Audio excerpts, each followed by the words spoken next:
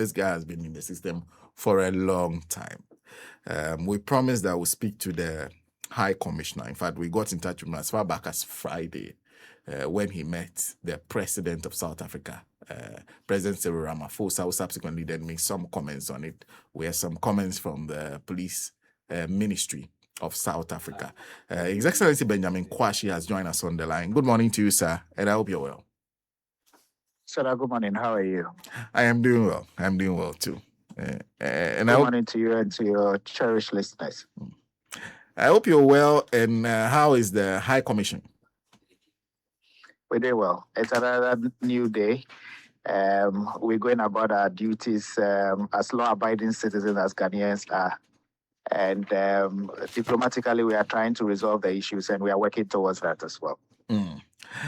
Now, help us with some context, because there are a couple of there were about 2 or 3 occasions when there were these mass attacks on some African nationals. At the time, the concern was Nigerian and Ghanaians. What is the situation with this current one? What do you know? Well, I'm sure that you're talking about Emmanuel Asamoah, the video that has gone viral, being a Ghanaian that was accosted by a group of demonstrators from the group that they call themselves March for March. I think that what happened was a case of him being at the wrong place at the wrong time, because usually we've heard of these demonstrations several times. No Ghanaian has been targeted. There's a different perception about Ghanaians within the South African context, where they believe that Ghanaians are law-abiding, Ghanaians don't foment trouble, and Ghanaians go about their duties very diligently. Now, we've seen that these demonstrations are anti-immigration demonstrations, where people are agitated as to believing that the migrant situation that we have everywhere across the world. I've indicated that this migrant situation is not only peculiar to South Africa, it's peculiar to even Ghana, where we have problems with illegal immigrants. But the approach with which our South African brothers and sisters are taking it, that is where we feel that we could have done better. They should have engaged us more. The demonstrations aimed at stopping people, asking them their documentations, asking them to prove their legality in the country. And this is being done by people who are not trained to do so. So if you could see in that video with Asamoah, the gentleman was saying that he went into the country on a particular day, and then he left Ghana on a particular day and came back on that same day, forgetting that there's a 6-hour flight that goes between Ghana and South Africa. I think that there's a political undertone to this as well, because if you look at the dynamics, these things always happen, or they become rampant during their local elections. And this year, they're going to have their local elections in December. So then you look at it recurring, something that recurs after every 4 years on a very bad note. And so government here in South Africa has told us clearly that in as much as they are working to resolve the issue, we should also understand that there's a political undertone to it, which they are willing and ready, and they've told the diplomatic community that they will name and shame whoever that organizers are, who are behind them, who are forcing them to do what they are doing. But again, I think that there was a clarion call by the president yesterday during the Freedom Day, where he means no words, but he indicated that other countries that they are turning their backs against today have been there for them. We give them a passage, we give them money, we give them passports to be able to fight the apartheid regime. I think that with the president putting that in perspective, things will normalize. It will take time, but things will normalize. In fact, in one particular case, when I listened to interact with the gentleman in question, one of the things you said was that in one of the provinces, I don't know, it was in Mthatha, or you said you had advised Ghanaians there to keep their shops closed. What was the peculiar situation with that place? Well, there was a demonstration in a particular place. The truth of the matter is that as law-abiding citizens, when people are having demonstrations, you don't go accosting them. You don't go fomenting trouble. They are demonstrating. They are on a peaceful demonstration. They might ask a question that you are not happy with. You might give an answer that will provoke a reaction that we don't want to happen. Even this morning, my consular officer, Mr. Larry Bimi, has issued out an advisory caution to our people. We know that there are some demonstrations in Pretoria today. We've asked our people, stay home, don't open your shops, because it is always the case of a provocation being enacted, and the moment you react to it, everybody comes and pounds on you.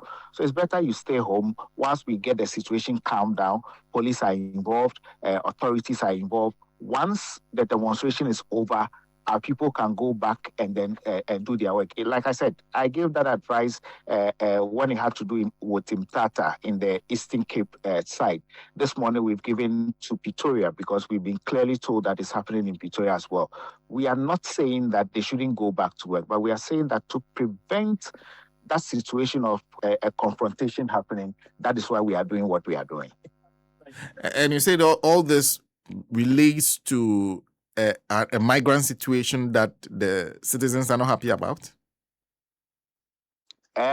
Yes, they are not happy about it, because when you look at the statistics, whilst we are quick to indicate that what they are doing is not right, which is not right by all standard, we can also look at the statistics and juxtapose it with what they are talking about.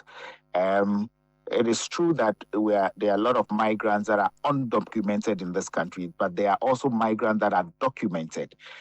You can't combine the two and decide to do whatever you want with the two of them. You have to know that the law permits somebody to be legal in your country and to work. But for them, they believe that even that is a challenge. Why do you give people legal documents to do works that are supposed to be done by South African citizens? I think that it's a discussion that we have to have. It's a migrant crisis everywhere across the globe. But the approach with which other countries are solving it is what we are begging that South Africa also looks at that approach. It's when you look at the statistics, it's scary. And most of the crimes that are being committed, the statistics also show that most of these undocumented migrants are the ones who perpetrate those crimes. We will not only say that the law in South Africa perhaps should start working so that those individuals that are identified as trouble fomenters, or those individuals that are committing the crimes, should be prosecuted and the law takes its course on them. I think that their citizens are also not happy with the fact that law enforcement is not able to get convictions for people who have committed crimes here and there. That should not be transferred as anger onto other African countries or other African migrants who are here and diligently going about their duty in the right way. I think that when we put that in proper context, we should be able to move above what is actually happening. In this particular case, over the past few days, have you seen any physical attacks? No. Like I said, the Asamoah gentleman, we asked him that the video got cut at a point. What happened? They just left him to go. Now, the violence only happens when there's a confrontation, when, somebody fights against somebody.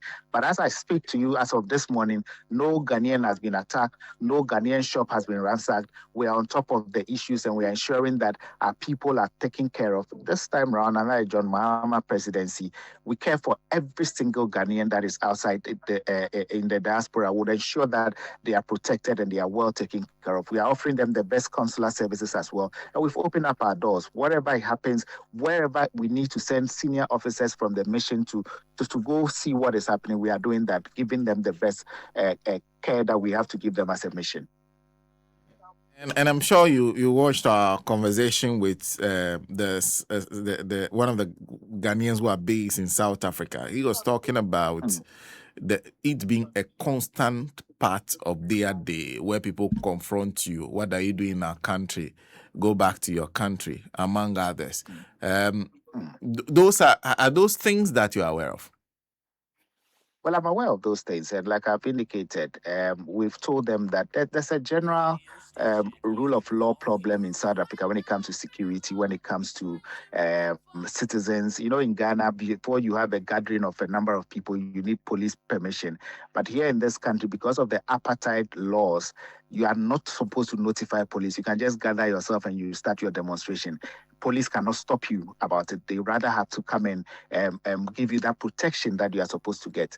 Most of these things are happening across the whole of South Africa, where we know that certain groups will go into shops and ask you to pay protection fee, ask you to do this, ask you to do that, which are very illegal.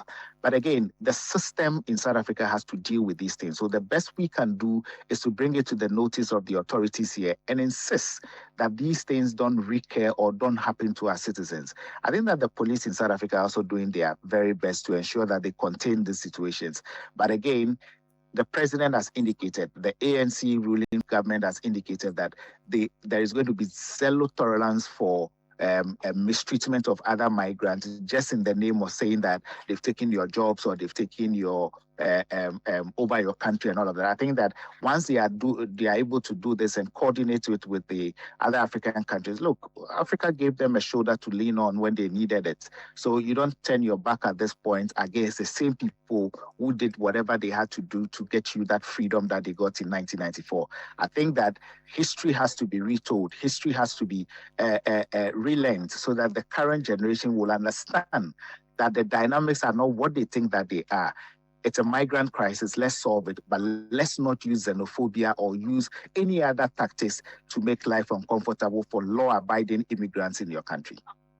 And you had opportunity of having an interaction with the President Cyril Ramaphosa himself. What assurances did he give you?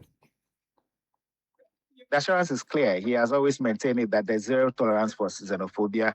Again, he also reiterates the fact that we should speak to our citizens so that they are law-abiding. We should ensure that our citizens don't do anything provocative.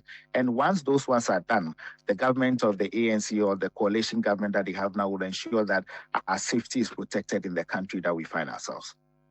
There are those who point out that some of these assurances are not new. Because he said in the past, these assurances have been given, but something else happens. Is there anything that convinces you that things will be different this time around? The dynamics keep on changing when it comes to the crisis that immigration is posing in South Africa. So the moment the dynamics are changing, then again, you know that different things will happen at the same time. Different things happen. And I think that the assurances that the ANC is giving, if you've been on social media, you've seen that the whole country is against, the young generation is against the ANC government and the president for the statement he made yesterday, indicating that there will be zero tolerance for xenophobic attacks. They think that there should be a radical approach. And we have suggested that in the name or in the interest of peace, the president should walk the talk. He has for the first time they issued a statement from the police department. Second time the president has himself spoken. Third time the ANC itself has given out a statement. You should know that these are people who are really, really ready to get things done, and they are working towards that. On your part, what is changing at the High Commission? Because you talk about the kind of atmosphere you've been trying to create. In fact, yesterday, the Ghanaian, the person we spoke to was full of praise for you. Exactly, what are you doing differently? I think that what we are doing is to take consular services and the diplomatic world to a different level. I'm sure that you know that when we were commissioned, we were given specific KPIs, country specific to deal with. It is not always about this diplomacy. We are looking at economic diplomacy. We are doing what we can do to encourage or to strengthen the business community in South Africa. We are trying also to ensure that those days where Ghanaians, anything happens to them and nobody cares about it, those days are over. We have a president that is on a research agenda. We have a foreign affairs minister that wants the best for every single Ghanaian in the diaspora. So we are working towards those KPIs and ensuring that we deliver the mandate that His Excellency the President has given us to deliver, ensuring that we reset our country, we reset our diplomacy, and ensure that the beneficiaries are ultimately Ghanaians and not only a select few.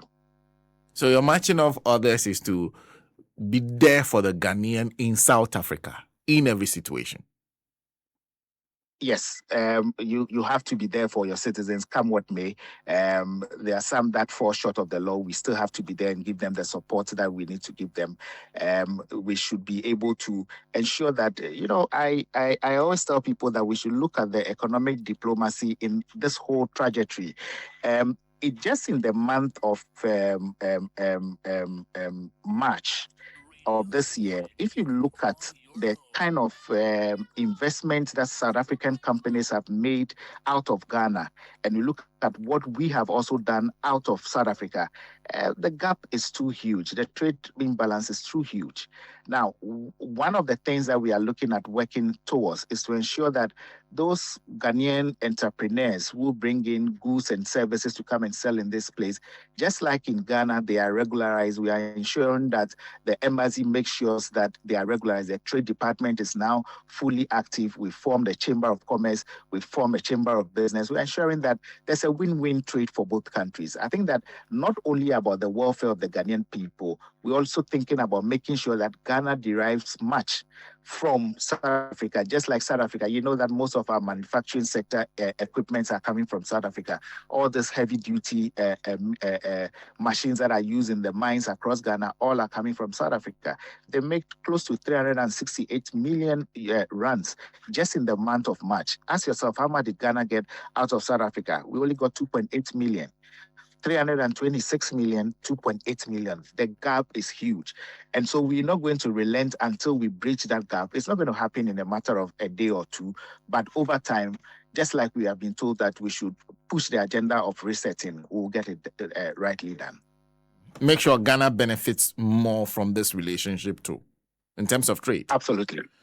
Absolutely. That's what we are. That is how we can be able to stand shoulder to shoulder. You know, when you talk about the big companies of South Africa that are in Ghana, and then you ask of other Ghanaian companies, I can assure you that they are Ghanaian companies, but because the recognition has not been given, because they've not been recognized by the authority, just like their companies in Ghana have been recognized, that is where we see the imbalance when it comes to trade deficit. But we are working towards it, and within a year or two, we are sure that we'll bridge the gap, not fully, but we'll get somewhere that everybody will be proud of what we have been able to achieve. I wonder what you meant, because I'm going back to that interview yesterday. The gentleman described a situation where in the past they do not feel welcomed at the High Commission. He even says that if you don't bear the right name, the way they treat you will be different. What kind of situation did you meet at the High Commission? It was nothing to write home about. There were challenges, serious challenges. The Ghanaian community had lost interest in whatever happens in Ghana at the mission. For example, I'm in East London this morning. A Ghanaian was murdered, and just last week, the foreign affairs minister, his attention was drawn. So he called me and said, we should move to East London, which is about a 10-hour drive from Pretoria. But we came with a flight, which is about 1.5 hours. Now, when we got here, we asked the Ghanaian community, somebody was murdered, and you just allowed the police to go bury the person until we stopped the burial. In fact, the Minister of Foreign Affairs, Honorable Okuja Tabaka, specifically instructed me to stop the burial that was supposed to happen last week, Sunday.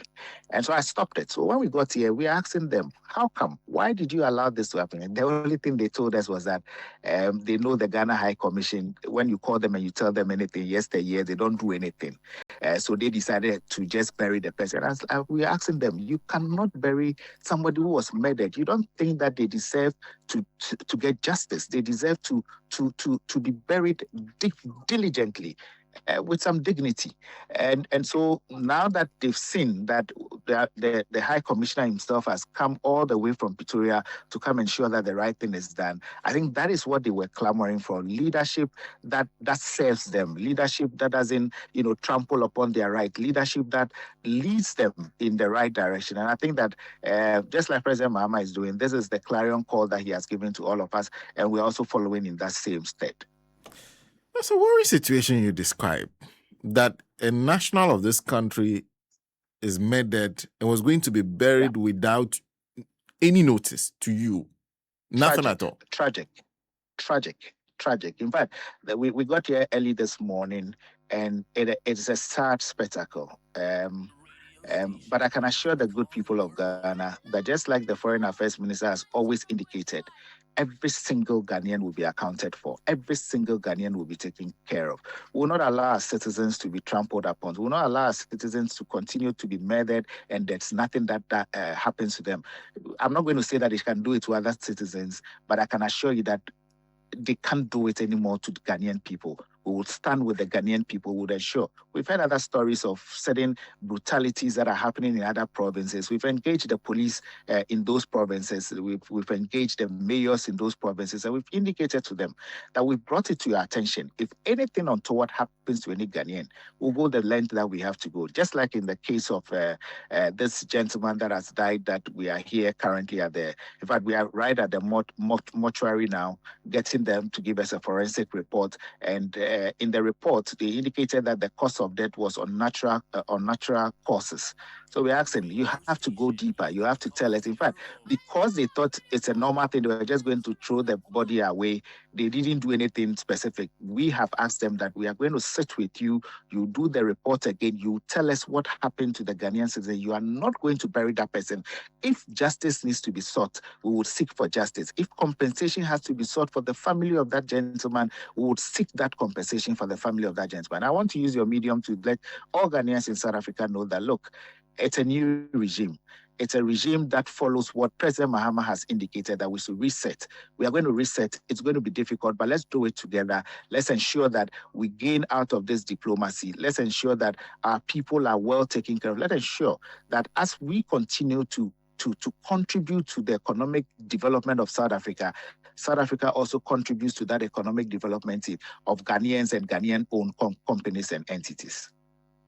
How do you intend to reverse that? Because you're talking about a situation where there's a deficit of trust, deficit of confidence, because the Ghanaian community did not have enough trust in the High Commission enough to call them, to tell them this is what has happened. If you are not gotten that information from the Foreign Affairs Minister, you won't have known that anything of sort has happened. So how do you intend to reverse the situation and rebuild confidence? So we've reversed it. There are a lot of issues that come to the attention of the embassy that yesteryears was not coming to them. There are a lot of them.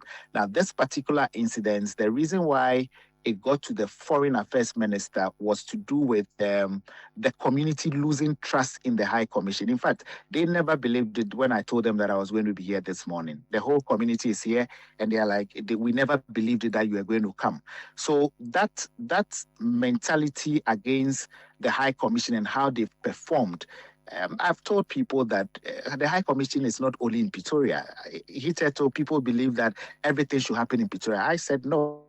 More Ghanaians are in other municipalities, other communities than Pretoria. So we are taking the services to them in those other communities. I'm told that in East London, where the situation happened, the Ghanaian community itself has not got that strong backing within themselves. So they don't have a strong or a united association so that they can be able to cater for each other.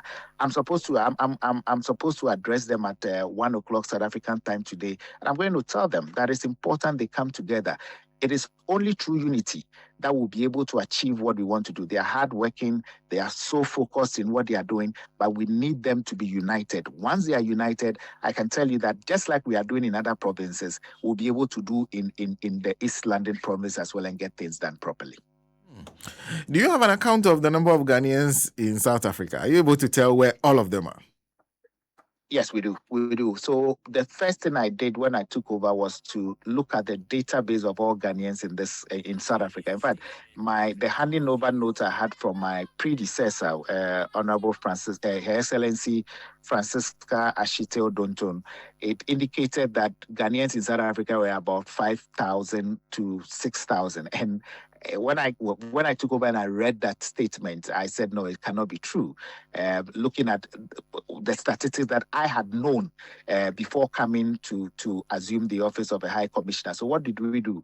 We've opened up a portal where we've registered Ghanaians. As of this morning, we've registered close to about 16,000 Ghanaians in South Africa.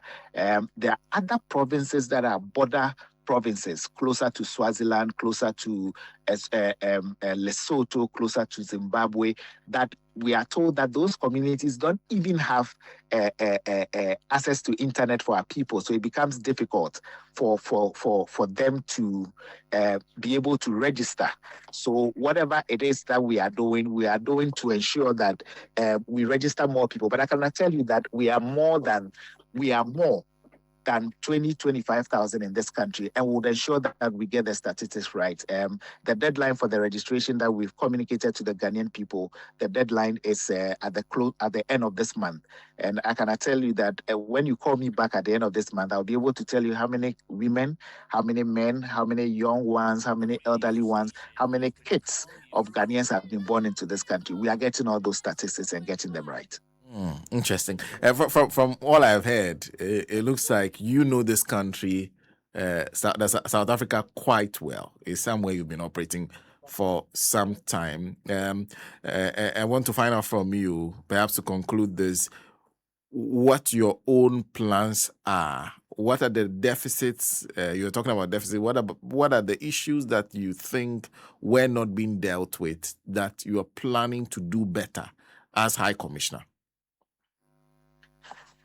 Let me give you one classical example. Share butter. The whole of South Africa, anytime you are traveling and they know you are a Ghanaian, even at the airport, immigration officers who stamp your passport say, please, when you are coming, bring me share butter, the Ghanaian share butter. Really? Everybody knows that it is akin to Ghana. Yes, they love it. You know, South Africans believe in dreadlocks. They believe in natural hair. They don't like the wigs and stuff. They like their natural hair. And the shea butter is what keeps their hair in good condition. So they will always tell you this. Do you know that shea butter is not, according to them, they believe that it is from Ghana. But the regulators of the trade of shea butter in South Africa, they say shea butter is not for Ghana. So whatever income we are gaining out of shea butter in this country is going to somebody's pocket. It is not going into the coffers of Ghana for being the country that is exporting shea butter to them. Why? When I took over, I realized that there was a particular legislation and just an individual deciding that they don't want it to be a Ghanaian product because everybody wants it. We have been able to reverse that. We've spoken to their revenue services. We've spoken to the authorities that are responsible for import and export, and they've clearly told us that once we have submitted the paperwork to them, they believe that this should be, credited to Ghana, and they are going to do that in the not too distant future. Not only that, some of our businesses that are registered here, they've not been treated in the right way like we are treating their companies back there. And we've indicated to them, we've said classical examples. Your banks are in Ghana, your mining firms are in Ghana. And so if you want to do that and there's a reciprocal treatment meted out to your other companies, how are you going to feel? We've used that engagement to let them understand that we can do better. And we are not going to rest until the Ghanaian economy gets what is supposed to rightfully get from South Africa. The gap is huge. The gap is nothing to write home about. And like I tell my fellow citizens of Ghana in this country, each day I wake up, my thought is, how can we get this thing done and done right? How can we be able to bridge the gap? And I can tell you that we are working so hard towards bridging that gap. And in the not too distant future, I'm only 6 months on the job, and I'm sure that before I become a year, we would have gotten things right. Well, thank you for speaking to us. Just a comment from Richard in Newtown. I don't know if you know him. He said I should get you for him. He sent it so many times, I can't ignore it. Very well. He was. I grew up in the same area with him, and then I attended the same primary school with him. Oh, My fantastic! Regards to him. Yeah. Regards to him. Thank you. Yes, Thank you. We wish you all the best, and we'll be in touch. Thank you for having. Thank you. Thank you so much for having.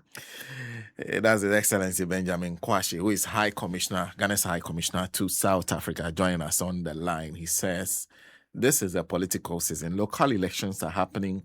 Immigration is a huge issue. There are many demonstrations that are happening. As long as they give the right advice to the Ghanaian and the Ghanaian follows it, no confrontations happen, nobody will be attacked, nobody will be killed, no shops will be burnt, among others. And they've also indicated to the South African authorities that they need to apply the laws, and they have given them assurances in return that, of course, they will do their best. So He says one of the things he wants to do differently is to ensure that he's there for every Ghanaian. That whenever something happens, they have the confidence and the trust in them to call and say, this is what has happened. We need you to attend to it. And he was just talking to us about a Ghanaian who was murdered in one of the provinces. I think he said East London. In East London, and the police were on the verge of going to bury this Ghanaian without notifying the High Commission. And he even got the information from the Minister of Foreign Affairs, who then directed him as to where to go. When he went there, they were in the process of going to bury him, and then he had to stop that process and ensure that investigations are done and the cause of death properly established. What they know now is that it is not natural causes. He did not die of natural causes. Olivet, the last Iglaco, says, the guy they murdered was my mate. One of the things I didn't tell the High Commissioner is the interesting part that this murder, I think, came to our attention, I think was sent on the WhatsApp platform of Alaji and Alaji. And so I don't know whether it's the same thing that I draw the minister's attention to. So it means that the South African High Commission now has to build trust with the Ghanaian community there for them to be able to convey information to the High Commission and believe that the High Commission will act upon it. Because this kind of diplomatic conversations really help in protecting you when these situations get out of hand. Well, so a big thank you to His Excellency Benjamin Quarshie for speaking to us this morning. We need to take a break, but we'll come back. We'll turn to why the Minerals Commission has decided to revoke the license that they granted to Adamus Resources to mine. What is the